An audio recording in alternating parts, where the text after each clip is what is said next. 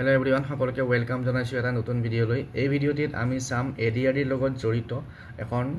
Important notice আৰু যেহেতু আমাৰ অসমত এতিয়া এডিআৰইৰ যি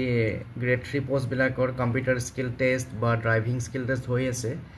তো এই নোটিসখন আমাৰ যি সকল ক্যান্ডিডেটছে ড্ৰাইভিং স্কিল টেষ্টৰ কাৰণে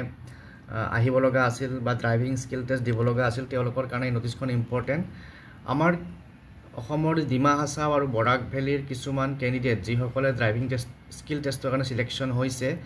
তেওঁলোকে যদি কোনোবাই ড্ৰাইভিং স্কিল টেষ্ট আহিব পৰা নাই,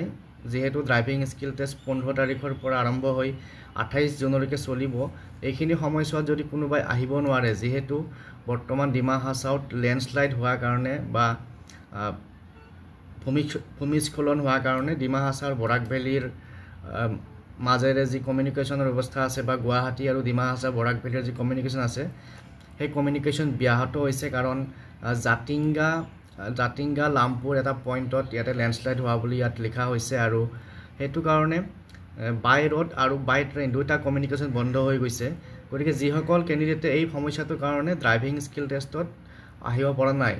তেওঁলোকক পুনৰ ড্ৰাইভিং স্কিল টেষ্টৰ সুযোগ দিয়া হ'ব আৰু ইয়াত লিখা আছে to ensure equal opportunity for all candidates impacted by this natural calamity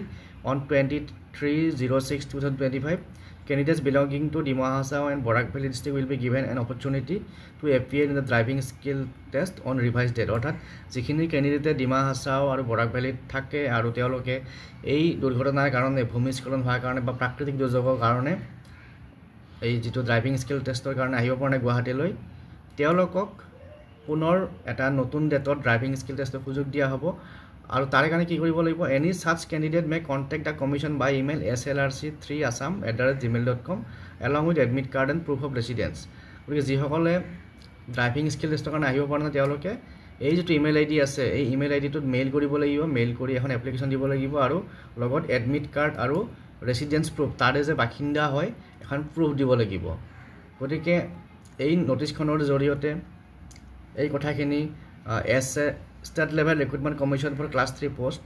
এই অফিচটোৰ পৰা জনোৱা হৈছে। গতিকে যিসকল বৰাক ভেলী আৰু ডিমা হাছাওৰ ক্যান্ডিডেটে ড্ৰাইভিং টেষ্টত আহিব পৰা নাই, তেওঁলোকে এই মেইলটো কৰিলে তেওঁলোকে নেক্সট যেতিয়া ডেট দিব, তেতিয়া সেই ডেটত ড্ৰাইভিং স্কিল টেষ্ট দিব পাৰিব। গতিকে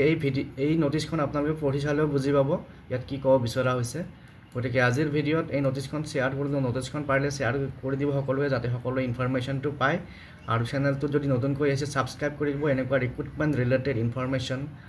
আৰু ভেকেন্সি ইনফৰমেশ্যন পাই থাকিবৰ কাৰণে। পুনৰ লগ পাম নেক্সট ভিডিঅ'ত। Thank U.